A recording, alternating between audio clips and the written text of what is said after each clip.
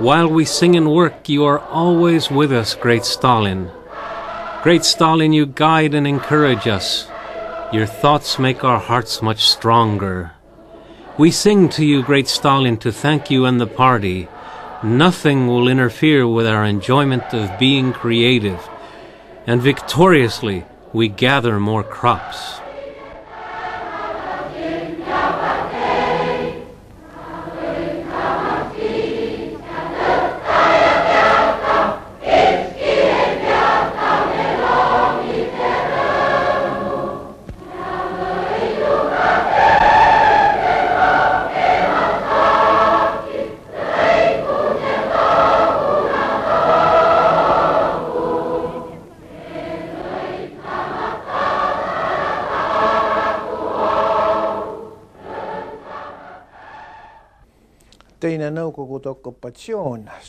The Second Soviet occupation under Stalin's son continued into its 6th year.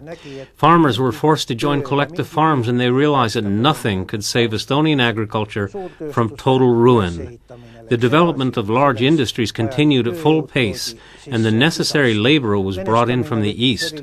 Russification intensified after the 8th plenum of the Central Committee of the Estonian Communist Party in March 1950. The Soviet system stood firmly on its feet. The terror didn't stop after the mass deportations of 1949. Army units were given the task of combing the forests. During the period from 1951 to 1954, resistance groups were eliminated. It looked as though Comrade Stalin would live forever.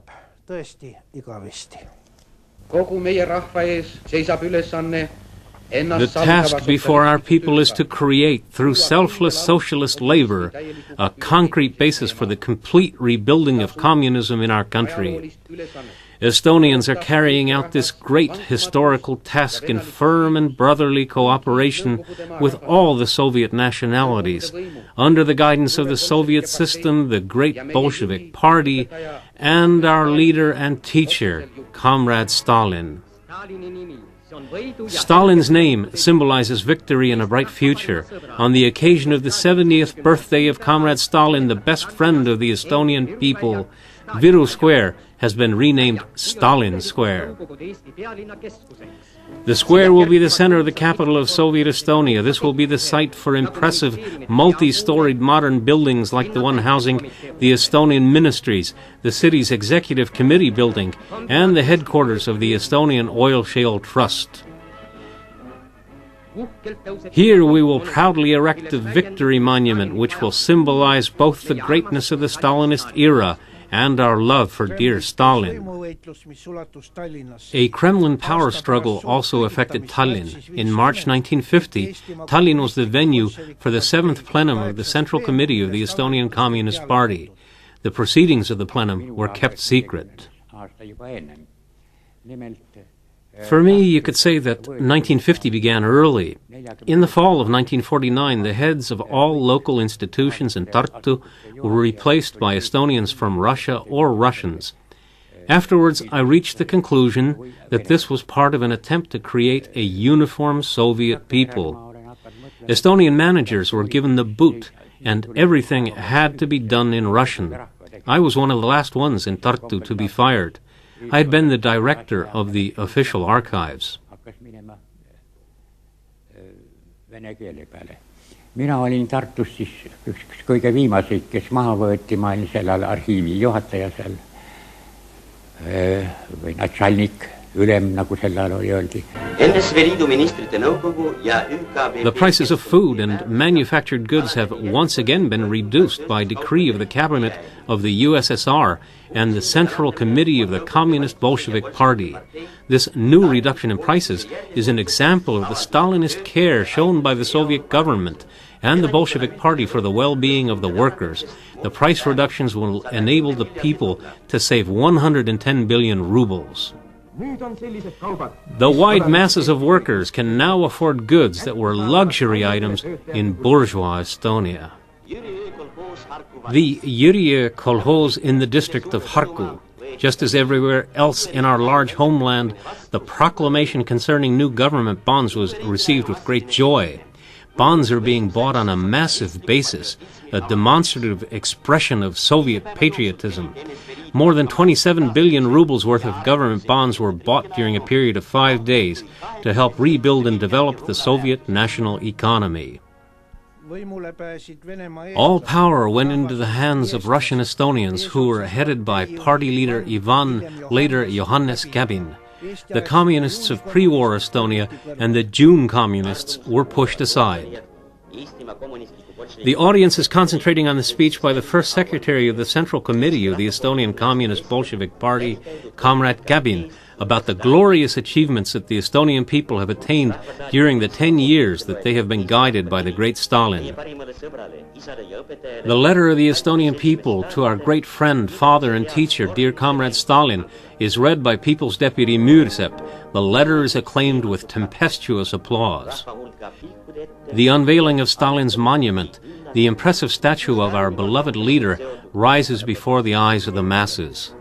Stalin is inseparably connected to the progressive forces of mankind through his hopes and dreams for a lasting peace and for the happiness of workers.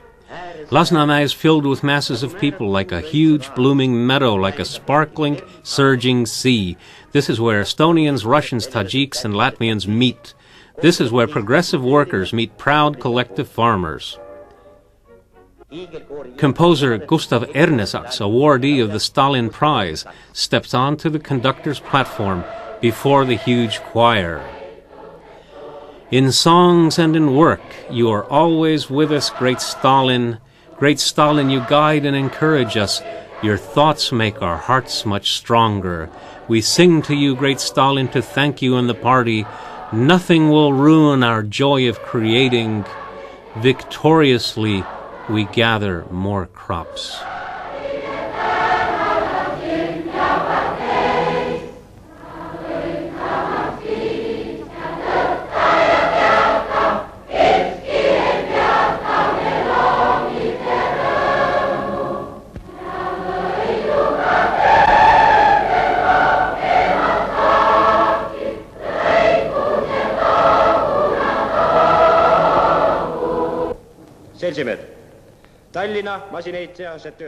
Comrades, workers of the Tallinn machinery plant, I nominate Josif Vissarionovich Stalin, our beloved leader and teacher, the Estonian people's liberator from capitalist enslavement, as the people's candidate in the 33rd electoral district of the Council of Deputies of the Working People of Tallinn. Hurrah to the great Stalin! Pupils of the 7th grade in Tallinn Secondary School are getting prepared for civics class. The Soviet Union is the first nation in the world where power is in the hands of the workers. It is, like Comrade Stalin says, a totally new, unprecedented state, a new, higher type of state. It is a new kind of state in the sense that in our state there is no exploitation of man. Therefore, it is obvious that the Soviet state is in fact the most democratic state in the whole world. No system has ever been so close to and so concerned with the people. The Estonian coast was closely guarded and sealed off with barbed wire and a plowed-up strip of land. But conditions in fishing collectives were better than in collective farms. Boats were kept under lock and key and the catch went to the authorities, but a little something also trickled down to the fishermen. After 10 in the evening, we weren't allowed to go to the seashore. At night, lights were shined in our windows. I don't know whether they were trying to scare us or what. We were allowed to go out to sea only with the permission of the border guards. This permission was only given during certain hours. We weren't allowed to do anything if the time wasn't deemed to be right. I don't know where they had seen ski tracks, but since I skied a lot, they came after me and took me to their headquarters. But those weren't my tracks, since I only skied in the vicinity of my home.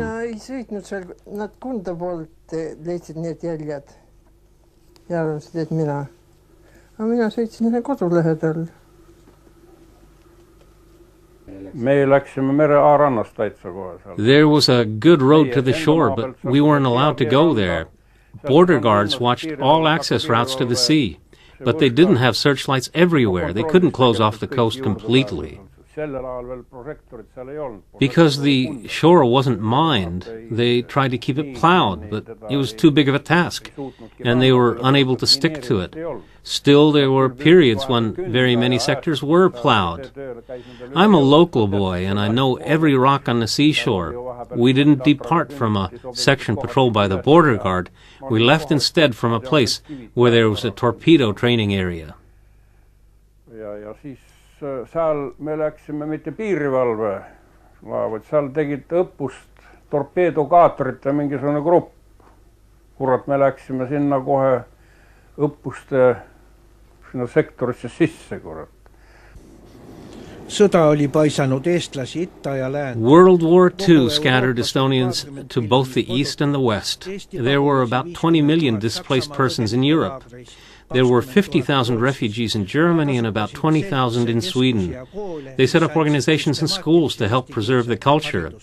In 1947, the refugees began to be resettled by international aid organizations. During a period of 5 years, 30,000 Estonians emigrated to the USA, Canada, and Australia. Usually, the Western countries didn't hand over Baltic refugees to the communists, but there were occasions when this took place with Ukrainians, Russians, and Cossacks. Forced repatriation was feared like death itself. The party in the KGB tried to lure refugees to return home. They even published a newspaper called Return to the Homeland. Propaganda broadcasts were also made. Respected prominent people were pressured into turning out propaganda to try to influence refugees to return home. Is it better to be a chip of wood blown about by the wind, or to dedicate yourself to your homeland and people? The homeland's pastures and coasts, workshops and factories, mines and schools are open to all honest returning Estonians. The homeland will provide lodging and work. Dear compatriots, end your senseless and miserable existence abroad. The homeland beckons. Welcome to the homeland, to Soviet Estonia. Let's start going, fellas. Our homes await. A few men with pale faces were sitting in the cell. Where did you come from? How? Hasn't the war begun yet? It was strange. I had an argument with them in Vasalemma prison. These gentlemen truly believed that war was just about to break out, that they had to hang on just a little bit longer. They believed that the Americans would come to help us. This kind of psychosis was the determining factor in making the decision to stay here and wait. Otherwise, some would have tried to escape. But they were great guys anyway. For example, there were Bernhard Linde and Ewald Kulm, who, before the war, was a bus driver for the Tallinn YMCA and drove to Paris. Enne sõjaaegne selle noortemeeste kristliku ühingu rahvusvahelise liini bussijuht Tallinn-Pariis. Ja need olid Bernhard Lindega ühepikkused mehed. They were both tall and the ceiling was low. They couldn't stand up straight. Even I, when careless, hit my head against the ceiling. Nad käisid pidevalt, nad ei saanudki ennast sirgeks. Tähendab, sõna otseses mõttes peaga. Tähendab, minulgi oli, tähendab, nii et kui lohakas olin, siis käis pea vastu lage. Linda Allesar, the best writer of Leninist essays, does her work with love. Soviet culture had to be nationalist in form and socialist in content. The socialist content was shrill Stalinist party propaganda, the nationalist form blatant Russification. Other than political literature, only 38 Estonian novels appeared in print in 4 years, but 45 Russian translations were published. Estonian composers and actors visited the Volta factory. Meeting you inspires us enthusiastically to create new works that interpret the lives of the heroic Soviet people, our glorious party, and its leader, Comrade Stalin. This meeting between composers and industrial workers is a useful and essential event. We wish that there were more such meetings. We also wish that there were more artistic works dealing with the lives and endeavors of the workers. The pressure applied in literature, music, art, and science was part of the struggle against bourgeois nationalism. Some intellectuals participated, but not all. The choral singing and song festival traditions continued. The fine arts were given a high priority since they served propagandistic purposes. Some intellectuals were taken advantage of and bribed with various privileges. Stalin firmly carries the flag. He is the one we love. He gives a vow to all nations, the war will not begin.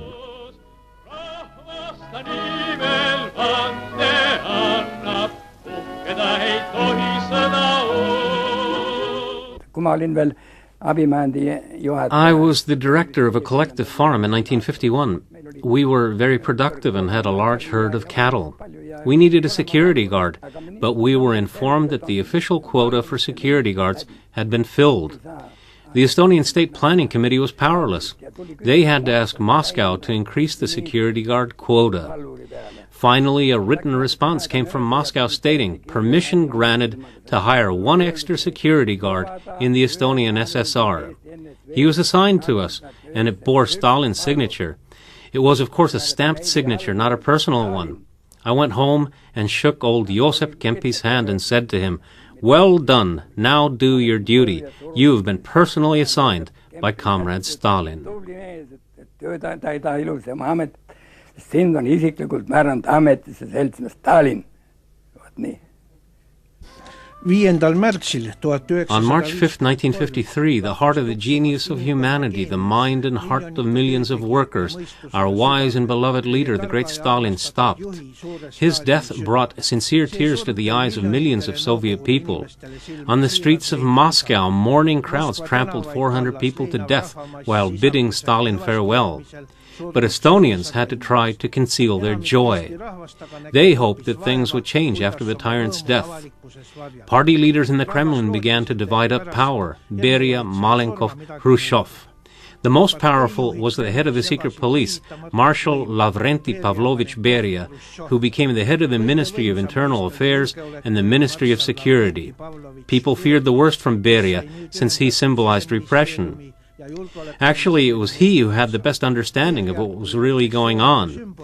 To increase the Red Empire's control over border areas, he tried to promote local ethnic personnel. Local Estonians could now function in the Soviet system. The strict border control was relaxed. On June 26th, Beria was arrested by his comrades in arms. Juba 26. juunil võitluskaaslased arreteerisid Beria.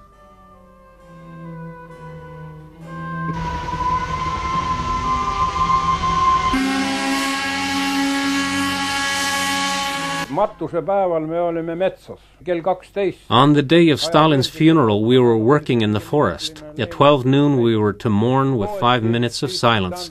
We were ordered to take off our caps. Beside me stood a former officer of Vlasov's army. He was fed up with the Soviets, and he told the guard to screw off. He refused to take his cap off. We had to lie down as shots rang out. Ja see ütles, et пошел нахуй, kurat. Ja ei võtta ära mütsi peast. See andis käsu, konvoi, kurat, laski seest. Ja siis ta ütles, Karlussa, kurat, sneg.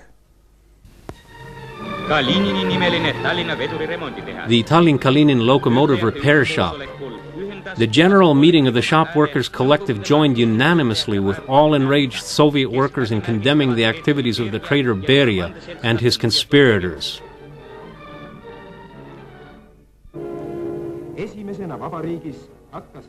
The Rakvere tractor depot was the first one in our republic to publish its own newspaper. This Bolshevik paper deals with all questions that interest collective farmers. Everyone must be ready to lend a hand on the large fields of the expanded collective farms.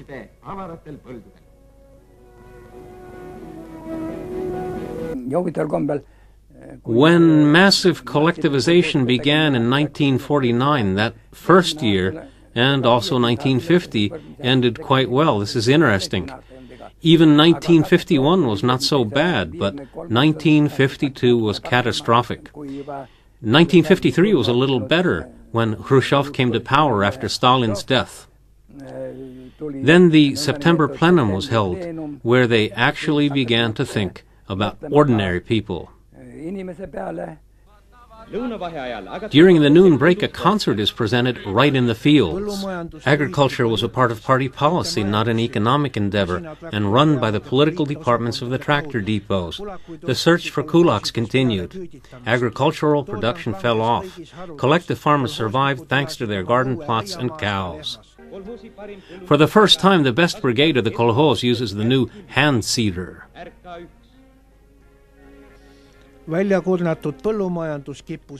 The first agricultural reforms were carried out in September 1953. State purchasing prices were raised and the state quotas and taxes were lowered. Even so, most of the reforms failed, for they hadn't been thought through, such as new but unsuitable means for growing potatoes, the compulsory planting of corn, despite Estonia's unsuitable climate and soil, and the growing of sunflowers and dandelions for the production of latex. In industry, a piecework system was adopted. Men began to hustle because now they could earn 3 times more. Many became sick from working too hard. Most of the men worked in the mines for a reason, simply because they couldn't find work elsewhere. This year, a new cultural center was opened in the mining town of Kohtla-Nõmme. Lots of miners came to see how their co-workers perform favorite folk dances. Arvukkalt kogunes kaevureid vaatama, kuidas nende töökaaslased esitavad armastatud rahvatantse.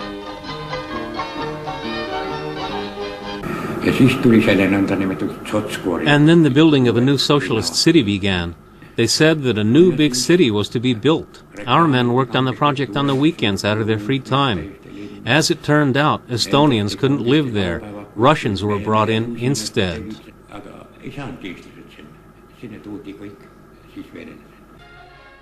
The former Estonian residents weren't allowed to return to Narva. The immigrant workers turned Narva into a Russian town. A new beautiful city replaces war ruins. It is 1956. The economic reforms provided a sharp contrast to the previous severe political pressure. Mass terror, no longer deemed appropriate, was replaced by liberalization, rehabilitations and amnesties, initially for criminals.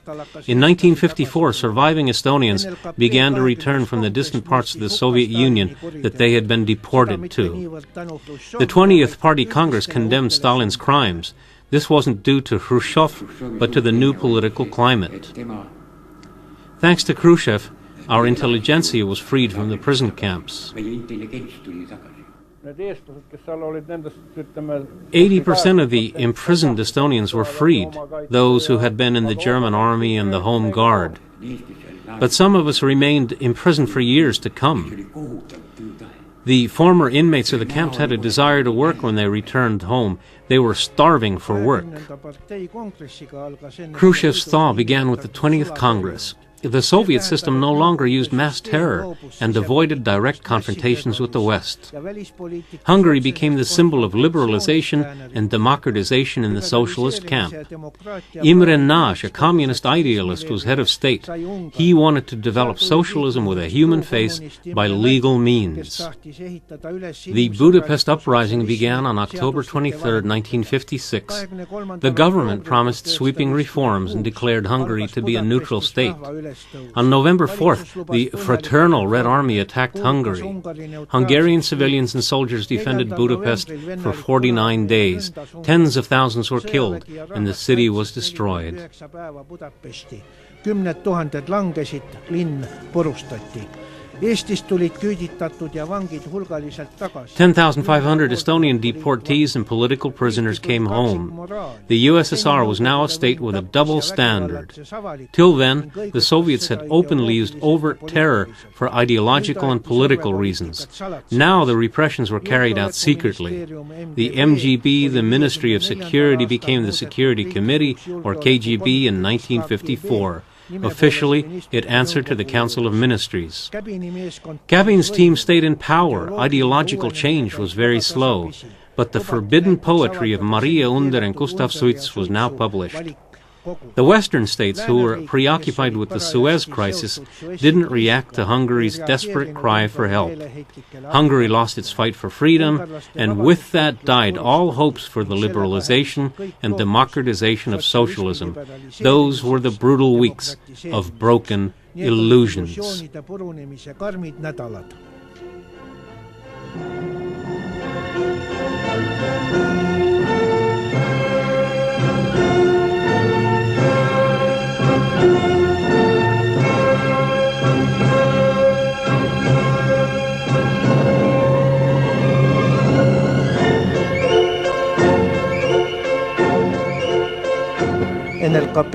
The 20th Party Congress awakened great hopes, but these died with the events of October and November 1956 in Hungary. Everyone could see that the Soviet system hadn't really changed, and that the attitude of the West about defending democracy and freedom had not changed either. Oli nii, nagu kogu aeg oli olnud.